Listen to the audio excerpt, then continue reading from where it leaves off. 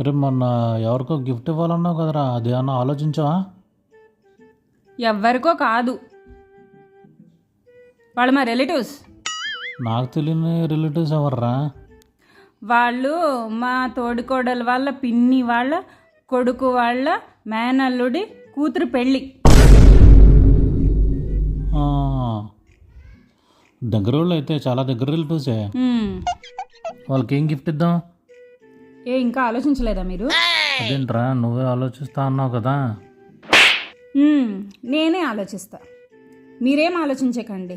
ఇంట్లో వాటికి నేను ఆలోచిస్తాను, వాళ్ళకి ఏం గిఫ్ట్ ఇవ్వాలి నేను ఆలోచిస్తాను, బయట వెజిటేబుల్స్ ఏం తవ్వాలో నేను ఆలోచిస్తాను, అన్నీ నేను ఆలోచిస్తా. మీరేం ఆలోచించొద్దు.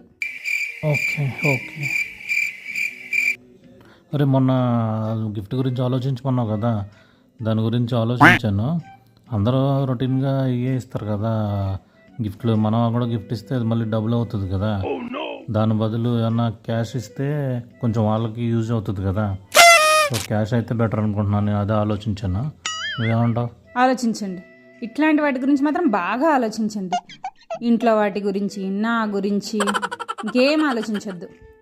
మనకు అవసరం లేని అన్నీ మనకు కావాలి. నువ్వే కదా ఆలోచించమని చెప్పా మొన్న. అది మొన్న, అప్పుడు అది కరెక్ట్, ఇప్పుడు ఇది కరెక్ట్. అప్పుడు ఆలోచించాలి, ఇప్పుడు కాదు.